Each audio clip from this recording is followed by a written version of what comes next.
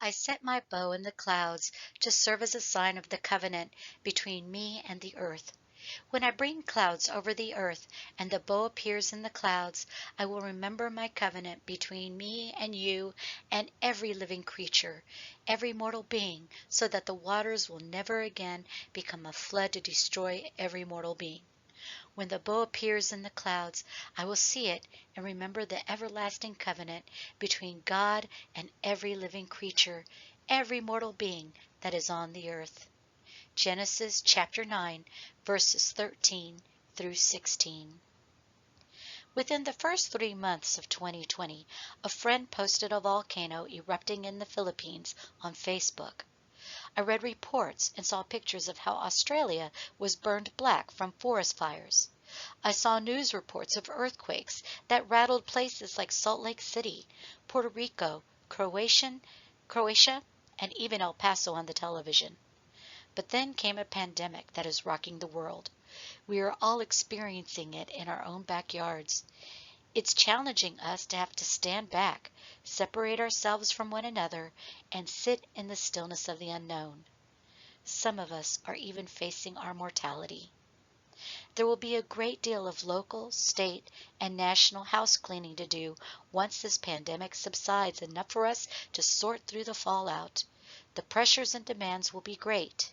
We're entering a time when more than ever we'll need to come together and live in community the way God intended, with peace, cooperation, and a newfound respect for self and others. It's time to get back to church. But you might find yourself in the same position I was in over 7 years ago. I had become disconnected from the church. I didn't trust organized religion, especially because of the sexual abuse scandals that have been revealed in many a house of God in recent years. I didn't know who to trust or who to believe, and Lord knows I had a lot of additional baggage that I carried into every church and every interaction in my life for many years. In order to free myself from all the falsehoods, lies, and perceived threats I harbored, I had to get back to the basics, the 3 R's: remembering, reconnecting, and resurrecting. I had to remember my past and account for all the times that I got things all wrong and the times that I got things very right. I had to count my blessings and near misses while owning up to my own shortcomings and denials. I had to get reconnected.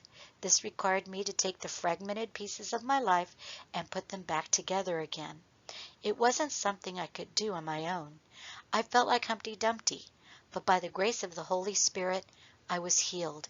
He put me back together again and made me even better than I was before my great fall.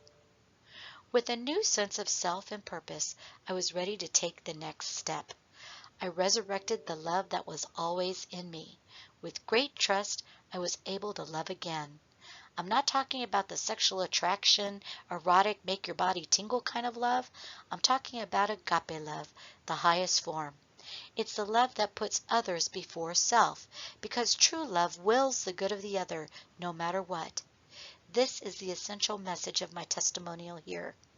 What this process of remembering, reconnecting, and resurrecting look like is what follows in my true story of the Man of Colors.